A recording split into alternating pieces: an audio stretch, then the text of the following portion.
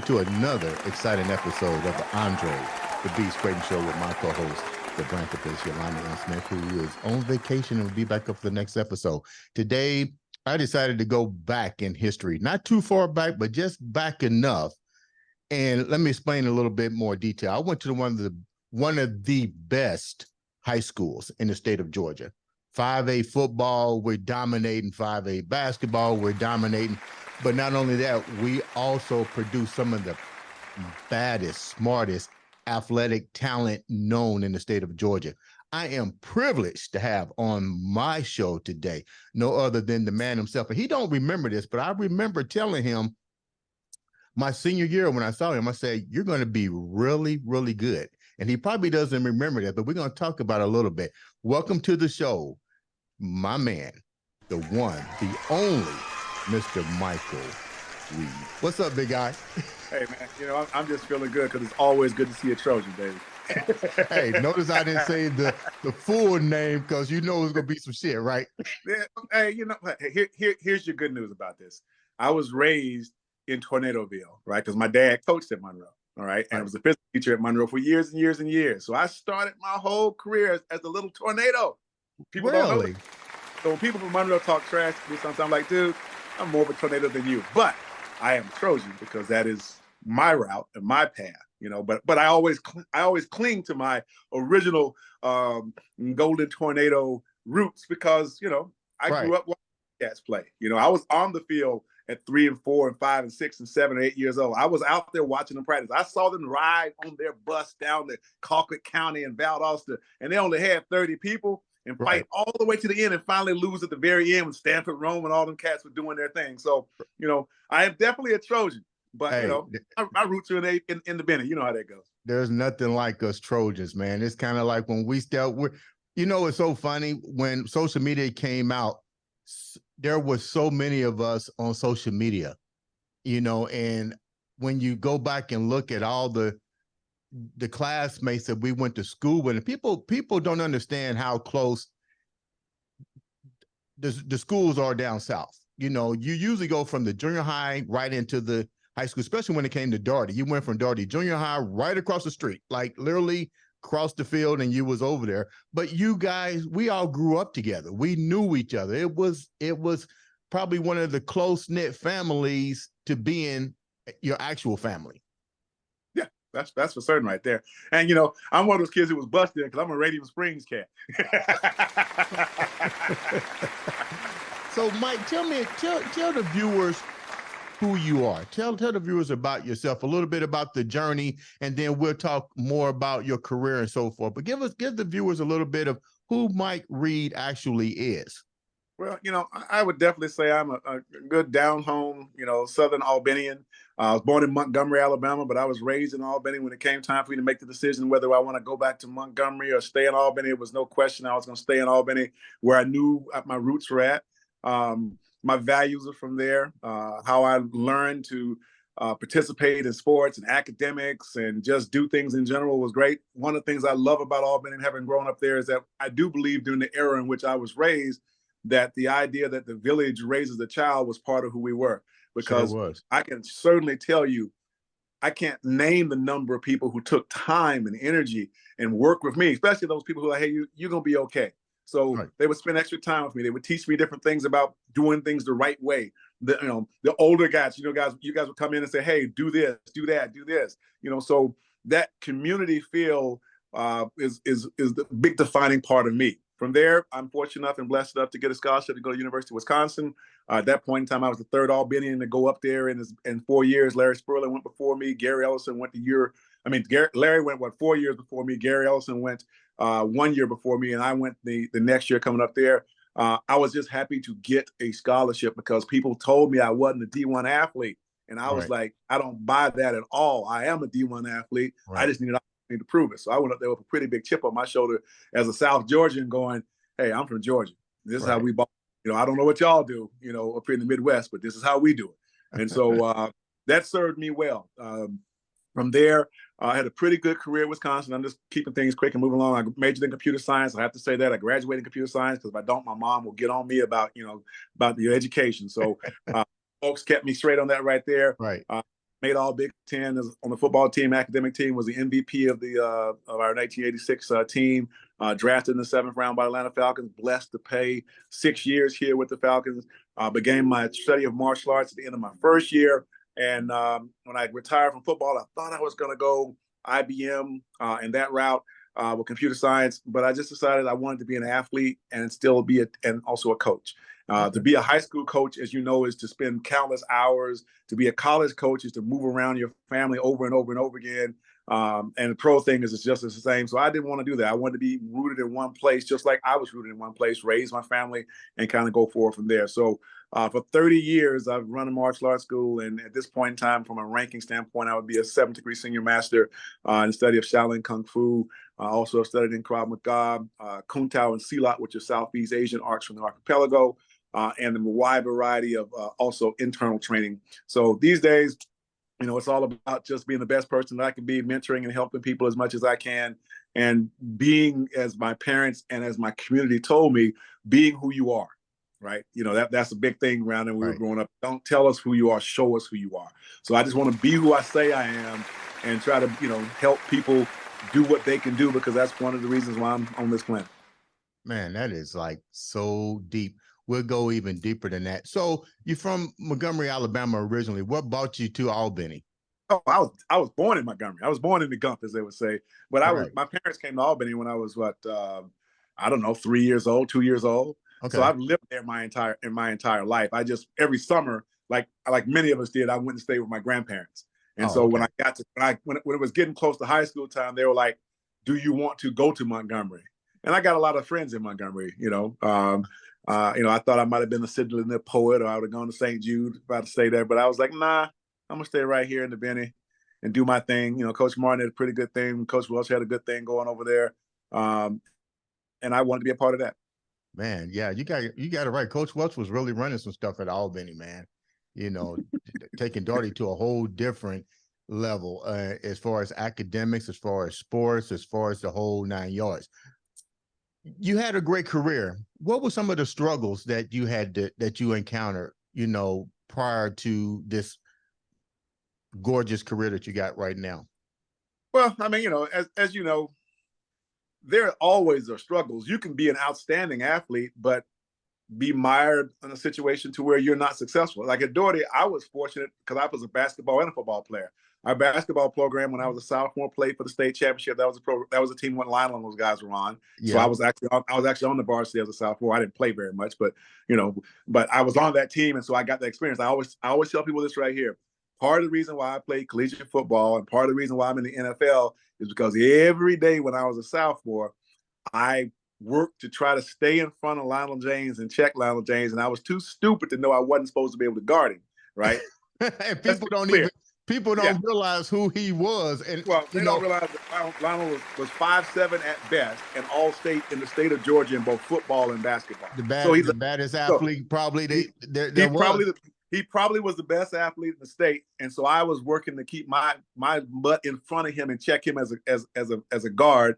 And once again, I'm too stupid to know I'm not supposed to be able to guard. So, but what I was getting at was that there's sometimes you're very successful. Our basketball program, like I said, was very successful. Went to the state championship my sophomore year. We were number one in the state in terms of rankings for the majority of my junior year. And then my senior year, all the talent graduated. Coach Martin left to go someplace else, and Coach Gibbons came in. And so I was in his first class. So, the struggle with that is that Doherty, especially when it came to basketball, we were used to winning. And that first half of the year was a transition. It was rough, right? Doherty was marked as a team that could be beaten. That's their year. Yeah. But the second half of the year, although we didn't have near the talent that we had in the previous years. Now, later on, 2 years later, they were really good at Doherty, but all those cats that were playing with us were sophomores, right? Yeah. So the second half of the season, we get back to being Doherty. We just find a way to win because that's who we are. So sometimes you have good situations and bad situations. We had a whole bunch of mess and stuff taken in. I was playing football. So that we had enough talent on that team before some craziness happened that we probably would have gone 7-3, 8-2 my junior year before they had all that stuff. And then my senior year, we had enough talent on that football team, if it had all stayed there, that we could have competed for a region title. But we didn't get that opportunity because crazy madness happened. Then you go off to college and you start to learn about politics, and you start to learn about opportunities and things of that nature. And for me, it was kind of head to the grindstone. And then in the NFL, coming in as a 7th round draft pick is not the normal best way to make it into the league. 1st round, 2nd round, yeah, you're there. Yeah. 7th round is, you're lower on the totem pole, and you got to do more earning to be there. And so it can be nerve-wracking in the NFL when you know you're on the bottom of the roster, because every week people are coming and people are going. I remember finally one of the vets says, he's like, "You're okay. Just know you're gonna be all right." And go. But after that first year of doing that, I was like, I don't ever want to be in this position again. So let me play my way off the bottom of the roster and hold up the roster a little bit. So the biggest thing for me is, you like when people believe in you, right? But when they don't believe in you, you sometimes have to believe in yourself and then prove to them that you belong. So I've been a person who's always been probably a better athlete than people thought I was. Right. Or didn't think of me as, ran faster than they thought I could run, jump higher than they thought I could jump, way more competitive than they thought of, because I smile a lot. But I always tell people, don't let the smile fool you. When it's go time, it's go time. So that's how that goes. So Mike, when you was in high school, I remember my senior year, and I remember you coming into the weight room when we had it in the back of the garage. Oh, I know where that's at.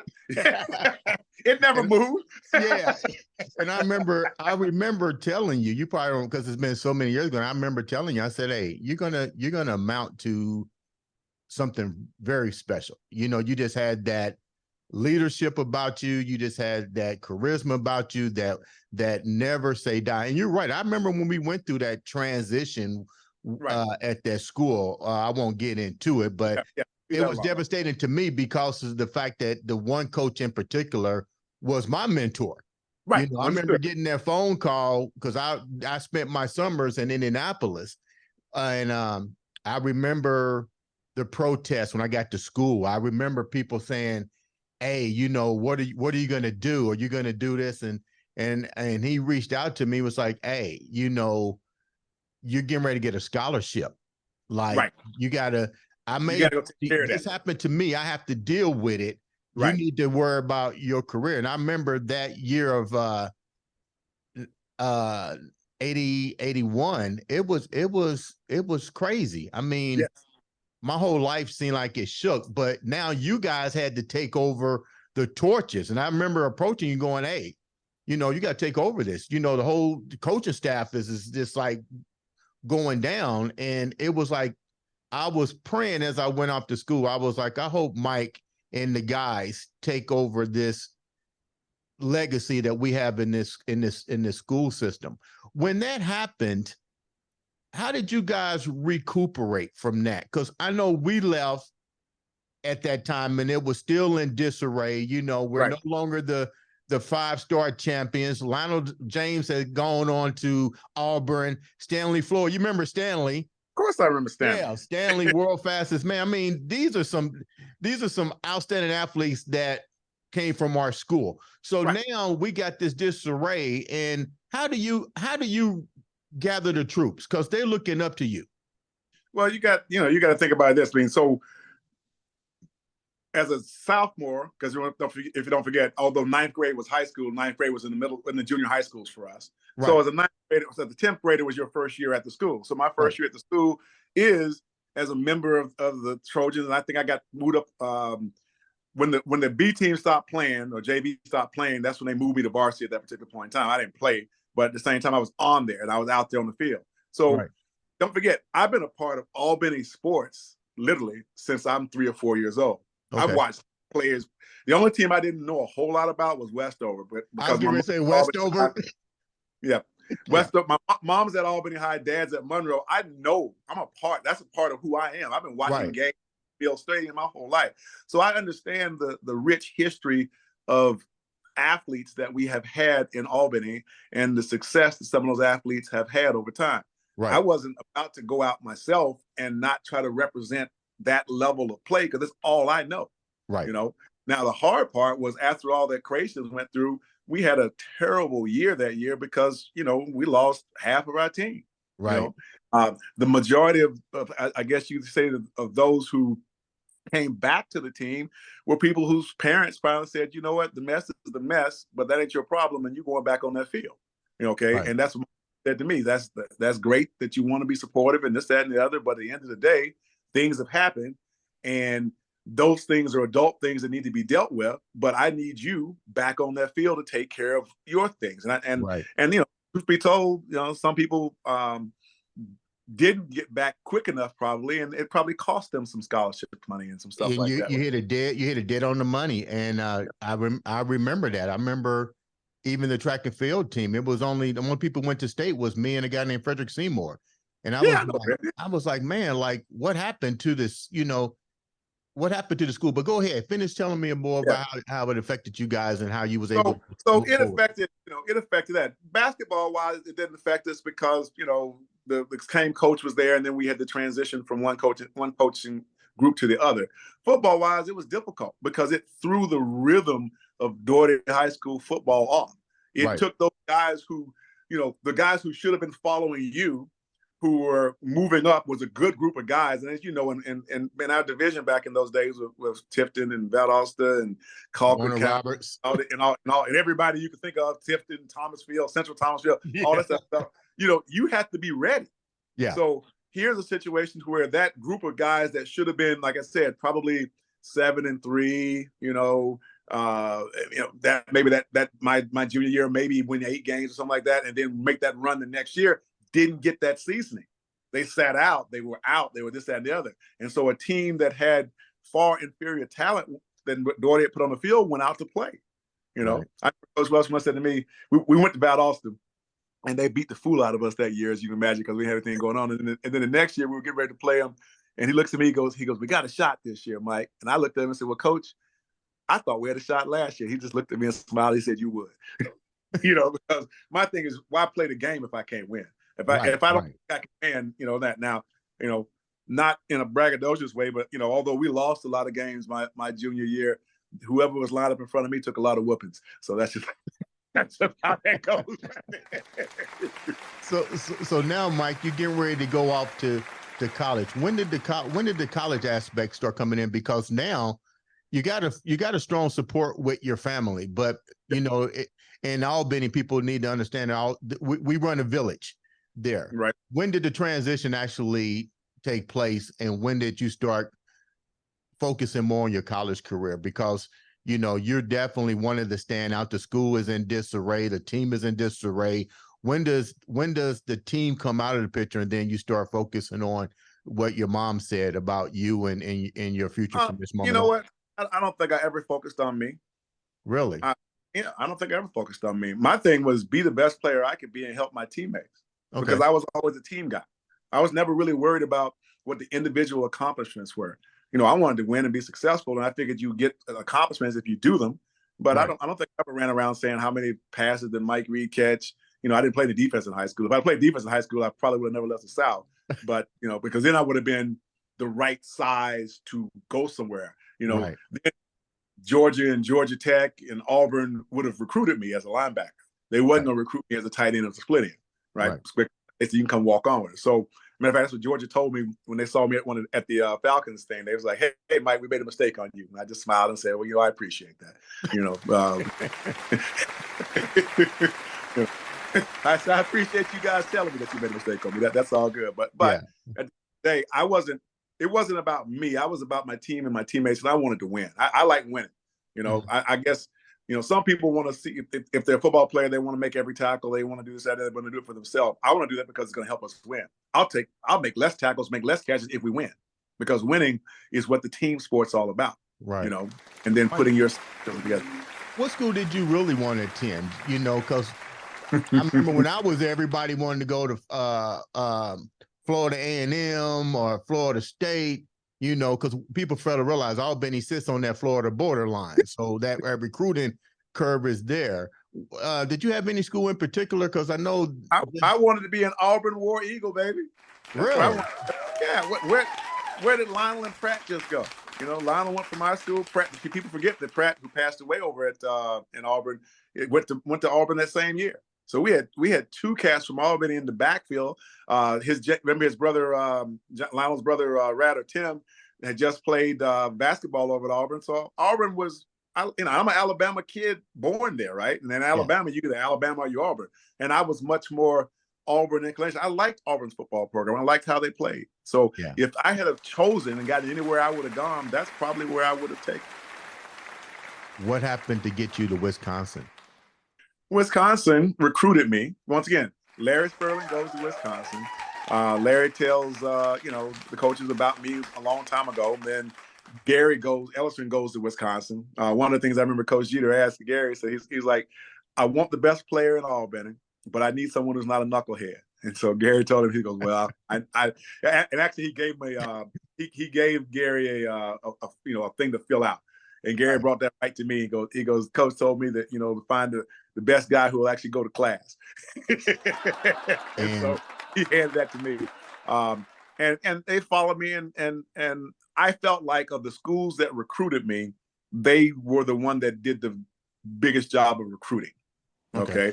Like for instance, I was offered one more D1 offer, and that was South Carolina. But South Carolina came to me at the very end and offered me a scholarship and told me that they did not know I was a senior, which I thought was the craziest thing known to mankind, because Don Norman, who also got a scholarship to South Carolina, and I was going to say that he was our quarterback and then converted to punter. No, right? Chris was your quarterback, and Chris got a scholarship to South Carolina the back who then got turned into a punter. His brother came out with me, so Don and I have been together since first grade. But I was like, okay, you've been sitting over here watching Chris Norman, you've been sitting over here watching Don Norman, and you're going to tell me that I played so poorly that you didn't recognize that I was a senior, So, what happened was they missed on whoever they were trying to get at tight end, and then someone said, well, who's got the next best tight end in the region or whatever? They said, well, Luther does down in Doherty, And then they came back and offered me. I just didn't know how that was going to work out, because I thought that was not genuine. I did not think that they really thought I was a junior. So then Tennessee State offered me a scholarship, and I thought about going to Tennessee State, but they were having some problems then with money in terms of financing the sports group. And, I also, when I went to TSU, I partied, had a great time, and realized that this might be a hard place for me to study. At least you're being honest. Hey, that's the truth. I'm telling you, and I'm a good student, right? But I was like, this is a little too much fun right here. Right. So when you said you went there with a chip on your shoulders, when did what made the chip be on your shoulder when you went to Wisconsin? Because I was overlooked. You'll know this because you know the names. Ducky Walls and his cohort both said there are no D1 prospects in Albany, Georgia this year. And I'm like, really? Okay. Wow. I think I'm a D1 guy. But they were like, no, there's no D1 prospects in Albany this year. I've never let him forget that. Every time I saw him, when they inducted me into the Albany Sports Hall of Fame, I talked about that. Right. Right. So my thing is, you know what? I'm okay if you don't believe in me. I'll show you. And so when I got up there, all I wanted was the opportunity to show that I could play. That's it. And I didn't know where I was going to play, didn't know what position I was going to play. I just knew that whatever it was going to, if they'd have played me at receiver, I'd have played a receiver. They'd played me tight. It wouldn't have mattered. I just knew that I was going to play, or I was going to show people that I belong. Like the same thing happened to me in the NFL. After being there for three years, I thought that the first year, it's the NFL, it is what it is. The second year, I felt like I really earned my way onto the team. But as the coach told me, he said, Mike, you had the best camp of all the linebackers. He goes, but you're just not in the plans. Okay, that's just the way it is. Wow. And then when Jerry Glanville got there in my fourth year, he gave me an opportunity to play, because he was pretty much like, either you can be this way, play this way and start for us, or I'm going to cut you.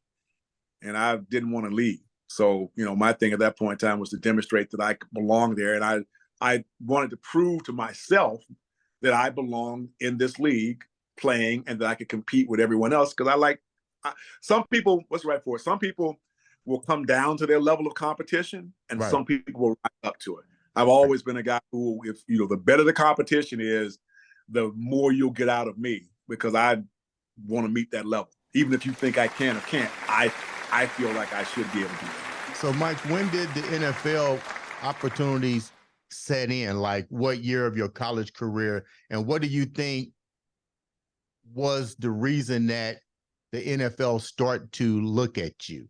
Well, so if we go back in time, I can't. Sometimes I get these years mixed up. I was there for 5 years because I was redshirted my first year.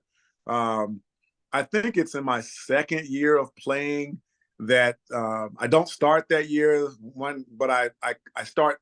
I come in like in the second game against Missouri and have a pretty stellar game, and then they put me in as a starter for the next 7 games, and I lead the team and I lead the conference in tackles. And then what did I break? I broke my thumb, so that knocked me out. And then later on, I played out of position, but I also demonstrated I could play outside. And then my senior year, I set a single season record that still stands at Wisconsin, which is 101 solos, 156 tackles total for the season, which I think is 7th all time or something like that. Right. And then 101 solos, which still stands as the most solos in any one year by anybody. So congratulations on that. And so with that being said, and that's in the Big Ten, playing against Ohio State, Michigan, Iowa, blah blah blah. So it wasn't against, I was playing against not good competition. I was playing good competition. So there was no doubt whether I could perform. What you didn't get into is what's your athleticism like? How fast do you run? What do you lift?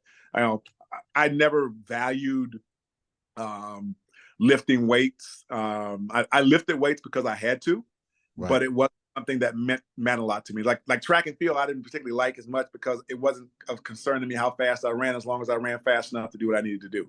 So that's not the right mentality for being an athlete, particularly these days. Yeah. But that was my mentality. I'm a team sports guy as opposed to an individual sports guy. Okay. If I were a track athlete or a wrestler, then I'd be more interested in just me. But as a football player and a basketball player, those are team games. So my thing is, I'm as fast as I need to be. Right. I'm as, if I gotta, once again, I'm a sophomore, and I'm Lionel, he nicknamed me Big Cat a long time ago because he's like, what's this big old guy trying to guard me, whatever. But my point of saying that right there is that you couldn't tell me I wasn't supposed to check him. Right. Right. Could I? No. Well, people fail to realize he was the man. And if you can level up to his competition, you was just as good. Well, I would never say I was just as good as James, as I would call him. But at the same time, he was always a mentor because he was 2 years ahead of me. So I saw Lionel in middle school. I saw Lionel in elementary, middle, and high school. Okay. So there was no fear of competing against Lionel. It was just like, it's James today. You got to do all that you can do. He still may beat you, but you just got to do what you got to do. So that idea of, did they have the combines when you was getting drafted? No. Oh, combines? Yeah, they had combines. So did you get invited? Yeah, I got invited to the combine. So how'd you do? I was probably average. Don't forget, when I'm in the combine, I'm not juicing, but there's a lot of juicing taking place. Okay. So you could tell if you look at the athletes who was juicing and who wasn't. And the majority of the guys who were at the upper end, they were juicing. Okay. I'm not saying everybody, because that's not true. Some people just naturally got what they got. But you could look at some body types and be like, okay, that kid right there is doing what they're going to do. So I made it NFL because of versatility. I could play all 4 positions. The ability to think, because I knew the whole defense. I knew where I fit in. You can't play fast if you don't know what to do. Right. I could play fast because I knew what to do. Right. Okay. And I could walk up to the line, look at the set, look at the splits, look at the down and distance, and I could eliminate half or 95% of the playbook that was being thrown at me and focus on 4 plays. If you focus on 4 plays, you're going to react a whole lot better than if you're playing 105. What's the difference between you just focused on something? What's the difference in transition with your intellect of the game versus what you see now at the positions and so forth that you was playing at? Well, you will see that let's just be clear. Every 10, 15 years, the level of athleticism goes up. That's just the way it works. Okay. Training gets better, nutrition gets better, athletes get bigger, stronger, faster. They maximize. Put it this way, when you were coming along, there weren't any linemen running 4.7, 330 pounds of athletic male, 6'6", running 4.7, 4.8. That didn't happen. Right. but it exists now. You also didn't have linemen pulling hamstrings. You got So that right. what it comes down to is that, particularly at the elite levels, you're going to have athletes who have phenomenal athleticism. But what's the coaching staff sitting around doing every week? They're plotting for ways in which they can get that athlete out of position or take advantage of their thing. So the better players still have to think, right? They still have to understand and have the savvy of the game. Ray Lewis was a great linebacker, right? Because he studied the game and he had the athleticism to make all the plays.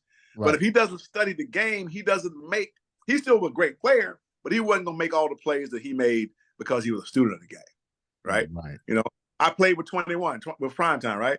Deion, in his first couple of years, was just being an athlete, playing the game, but they taught him what? You got to study. And so later on in his career, he kept his athleticism, but now he was a student of the game. And what was it like playing with him when he came on the field?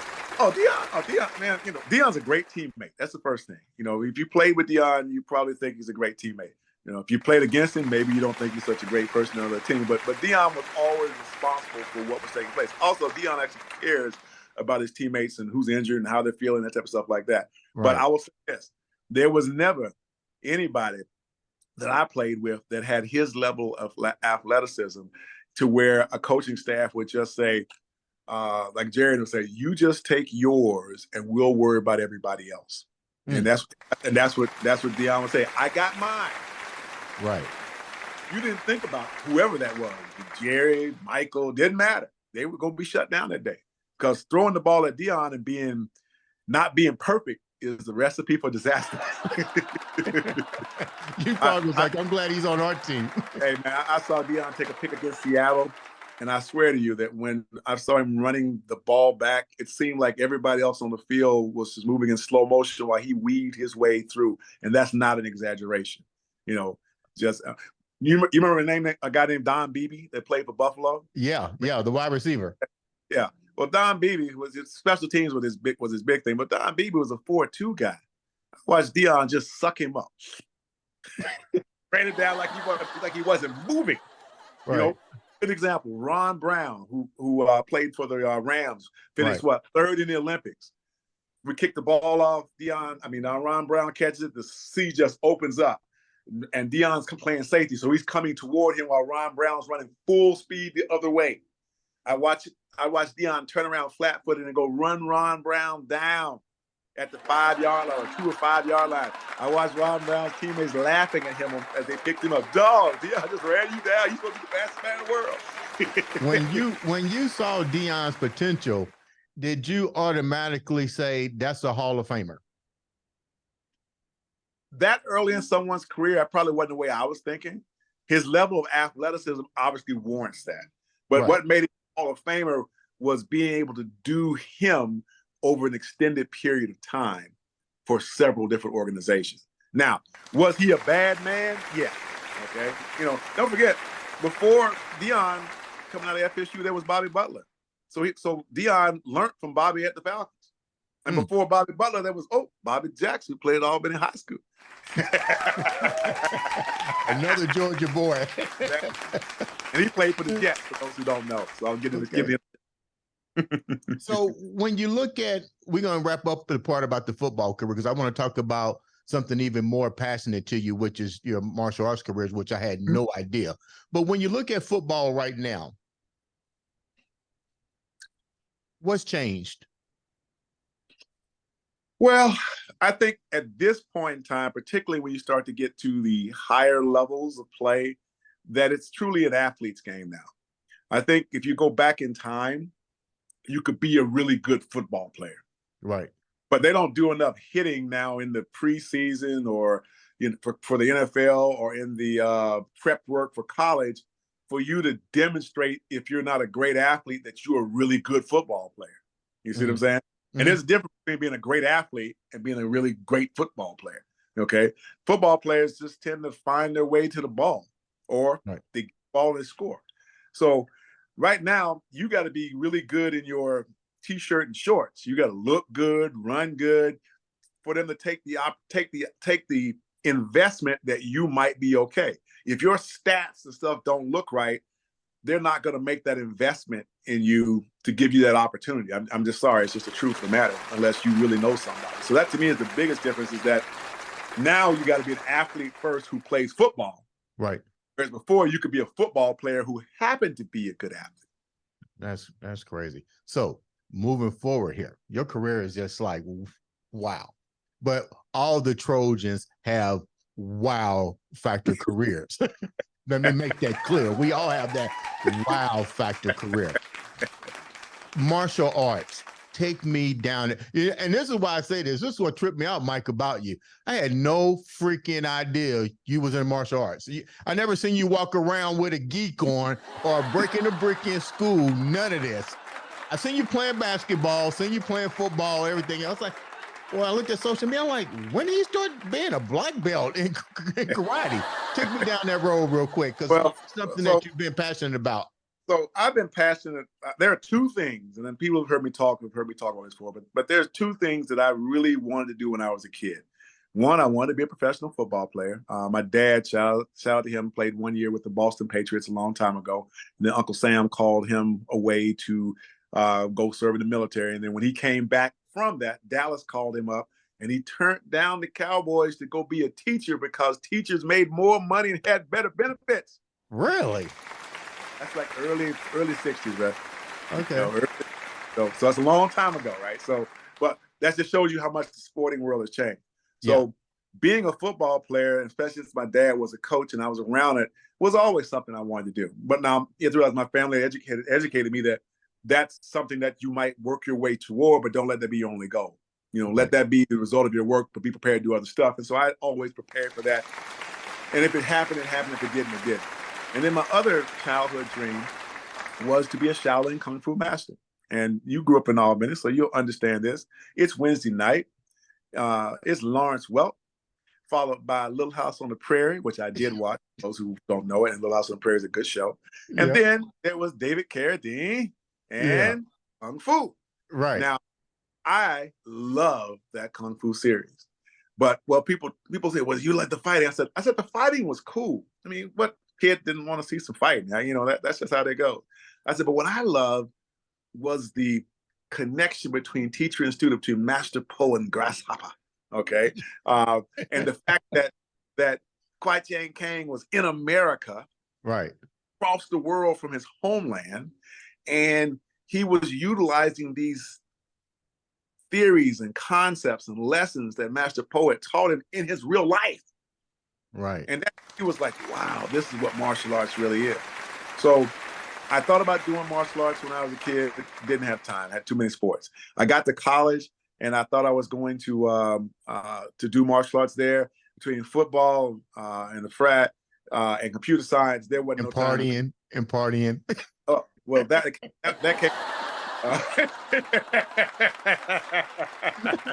Let's keep it real. Those who don't know, that's all good. All right, so with that being said, that came with it. I did get some partying in, but I got way more time in the computer science lab. Got to get that in.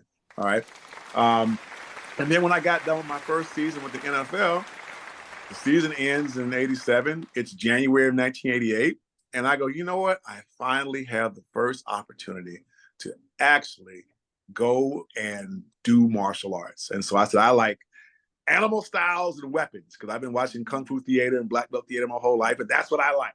And so I looked at the double-page book, and I find maybe 3 Kung Fu schools that are in town, and I talk to each one of them, and then I decide where I'm going to go. And I said, you know what? I'm going to start here, and if it doesn't work out, I'll go someplace else. And I never left that school. I did 20 years up under them before I made my own thing, and then I joined a bigger group about 5 or 6 years. And then stylistically wise, Shaolin Kung Fu was my base. It's where I started, and that also includes the study of the internal arts such as Tai Chi, Bagua, Xingyi, Qigong, and meditation. I then added in the study of the arts from the archipelago, Kung Tao and Silat, and that changed my mindset quite a bit, because what my Kung Tao instructor said to me, he goes, Mike, you've been trained classically and all this other stuff. He goes, but every technique I've ever been taught is for killing somebody. And so what I learned was that all the things that that I had were the same things, but the intent with which you use it is important. Now, let's be clear.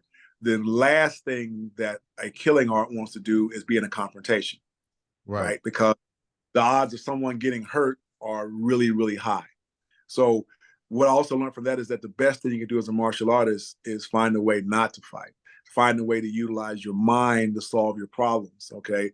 Better to talk to someone and put a smile on your face and, buy them a beer or whatever it is than to have to feel like you got to knock someone in the mouth. So give people their space. But also, as I was raised in Albany, you have to defend yourself when it's time to defend yourself. If you won't let people, if you won't stand for nothing, then people will just walk over you. Walk over you, yeah. So I'm not one to let people walk over me. I'll smile and probably be a little more lenient than most people. But at the same time, there comes a point when that line back in the old days is drawn in the dirt. And at that point in time, you just got to do what you got to do. Not that I'm advocating fighting. I'm not. I'm just saying you have to be willing to protect yourself. And that's still something I preach and teach to all my students. You hopefully never have to use it, but you have to be willing to. And the person who you're dealing with needs to know that when they look at you, that part of you is in there, okay? And that we don't know who's going to win or lose, but we do know that there's going to be a price to be paid. And that's normally enough for most people to leave you be as long as you conduct yourself in the right way. Now, I noticed on your social media the other day, I didn't get a chance to really get deep into it, but you're also studying almost like the chakra type well, meditation? That's part of the internal training that we do. So my internal training would be things like Tai Chi and Qigong and meditation. And then I also have a big study in what's called Tanaga Dalam, which are the arts of Southeast Asia. And then I also have a medical Qigong teacher, Dr. Love, down in Florida, who is the lineage holder of a system. And so all these things, let me back it up. At the end of the day, we're human beings. And no matter what system or modality that you study, you're a human being. And so how your body works, how the energy aligns in your system, your conscious awareness and your growth, it's the same. It's just everyone calls it by different names. Now, what I focus on and what I work on a lot is the alignment of the body and making the spiritual unit that you have as a person the best it can be, so that then you can connect to that which is outside of you. Okay, whatever dogma you choose, that's not my job to choose what you believe in, right? It's my job to help myself and help all my students put themselves in the best possible position, the best alignment, the most energetic alignment, the most mindful alignment, so they can then make their connection to what they believe in. Okay. Now, some people look at me and go, well, how could you? I'm like, look, that's not my job. That's not my calling. My calling got to do with the understanding of these motions, movements, breath, energy, conscious awareness, connection. And then it's my students' choice, just like it's my choice to choose the path beyond that makes the most sense for us. Mike, what do you think is wrong with society right now? And it's a two-part to this. We go back to what we talked about, Albany, Georgia, the village. We've seen evolution take place, 80s, 90s, 2000, computers. We can now talk to somebody to live over in another nation at the drop of a push of a button.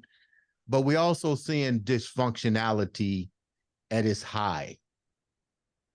Give me your take on that. Well, that's a big question, right? Because there's not a simple answer to that question. One, we live, like every country, in a locale that has a certain set of programming that's taking place. And if you don't believe that, go to other places in the world and you'll hear a different set of programming than you hear at each different place. So we affected, I do believe, by that. There was a certain set of programming that was being taken place when we were growing up. Okay. We also were limited to just that programming. Right. There was no FaceTime. You didn't have a friend in Ireland. Heck, when my kids were growing up, I'd look up and they'd be talking to someone on a video game, playing with someone in Europe, playing with someone in South America, playing all over the place. So they're affected by a bigger world group. The biggest thing to me right now is, how should I say this? Go ahead. I grew up in a village where people cared about each other. The majority of my life, as I have moved from place to place, I was lucky if I just knew my neighbor next door. Maybe two people in the neighborhood I actually really knew. Right. Where I grew up, people knew me. People knew I was Herman Reid and Rebecca Reid's son, no matter where I went. I had people discipline me and correct me. I know your mama. I know your daddy. Yeah. Okay. All right. I know this right here. You need to straighten it up. Your parents wouldn't approve of that. People you had no idea. Now, if you go to tell a kid, you know what, why don't you do this a different way? You don't know what the outcome of that's going to be. Yeah. So I think I understand it, because there's so much negative stuff taking place when people talk to someone or try to abduct someone. I mean, we played outside the whole day. There wasn't nobody coming to abduct nobody. Yeah. I don't recall. I'm certain that someone in Albany was abducted, but at the same time, I don't ever remember hearing anything about that. You just had to be home when the street lights came on. Right. Right.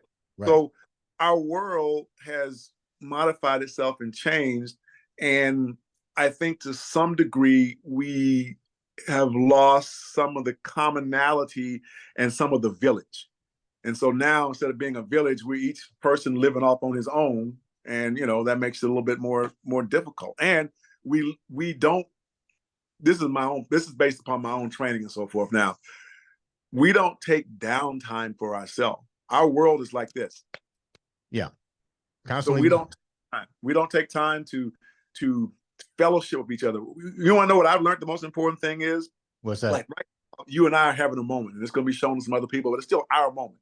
You and I are talking. We didn't talk to each other in a long time. Okay. Yeah. So I don't know what's going to happen tomorrow, and what's happened in the past doesn't matter anymore. What I get to share with you and what you get to share with me is this moment. I don't think that people cherish the moment enough. I don't think people really realize that what I'm really doing is not running around trying to do 6,000 things and post this on social media and do that. What I really need to have is meaningful relationships and meaningful time with people. Okay. That to me is the most important thing. My health and my ability to have meaningful experiences and relationships with people. The rest of the stuff, it kind of come and go. Money comes and goes, right? Most people make some money, lose some money. Most people do some other things, but my ability to have my health and my ability to have a meaningful conversation and to have positive relationships with people, that's what's priceless. Because at the end of the day, when you're laying on that bed, okay, as we say down in deep South Georgia, it's time for that dirt nap, okay? Yeah. All you're going to be thinking about and remembering is what? The moments that you had, the experiences that you had, the people that you had, if you're so blessed as to have your mind capable to do that. Okay, because obviously we know we have some things that take place right now that can ruin our memories and so forth. But we get to keep that, then that's what you're going to remember. You're not going to remember if you bought a Gucci watch, right. If I had a Corvette, okay, that's great that you had a Corvette. What you're going to remember is who came and saw me when I was sick. Yeah. Who took care of me? You notice what I said, when I was sitting outside crying at 9 years of age and Larry Sperling came and spent time with me, I've never forgotten that. Right. There was no involved with that. That was one person taking time out of his day to check on another human being. And I've never forgotten that. Never.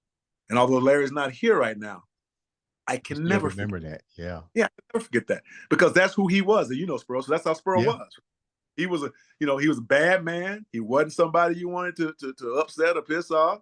Right. But he had a lot of passion in his heart, and he loved people. He affected the University of Wisconsin. I'm speaking on Larry right now. He affected our group of people, although he was a grad assistant when I got there. Right. So that group of people who came before me that he was the captain of for 4 years, and then even my group that was still there, he affected all of us because of what he had to go through by being one of the first Black athletes from the South up there during that era. All right. And then teaching us how to do the right thing, how to do what we should do, And Larry told my mama, although, he didn't have to do that much, but he said, I'm going to take care of him. And so he watched out for me. Same thing he told a couple of parents of some people here in Atlanta. And what he told Gary's mom, same difference. I'm going to take care of them. And so he went out of his way. He made sure that you did what you're supposed to do. If you didn't do what you were supposed to do, you were going to hear about it. You was going to hear about it. Oh, no, Larry, you wasn't going to hear about it on the phone. You were going to hear from Larry face to face, okay? Yeah. Homeboy. I say, homeboy, come here. Let me talk to you. Before we wrap up, Yes, let sir. me first say I am deeply glad that a former Trojan came on to share his story to the masses. I saw you when you came on the campus there. I watched your career. I've always watched your career, watched all the Trojans because we are a village. We've always been a village. Before we wrap up, leave us with something positive. I think that what I just said is probably the thing to leave you with. If there's something to be concerned about in life, be concerned about your health. And if you're so blessed to have it, be appreciative of it. And if not, be appreciative of whatever you can do. I would tell you to tell someone you love them each and every day. Give someone a hug. Encourage someone to be better. And then actually don't run around thinking about all the things that could happen. Be in the moment. That's the thing about athletics that I love, being in the moment. And then treasure the relationships and the moments that you spend with people, because you don't what? You don't get them back. You don't get them back. Ladies and gentlemen, this has been no other than Mr. NFL, Mr. Darty High, Mr. Wisconsin. The list goes on. My true Darty High Trojan and brother for life, Mr. Mike Reid, and the Andre The Beast Crayton.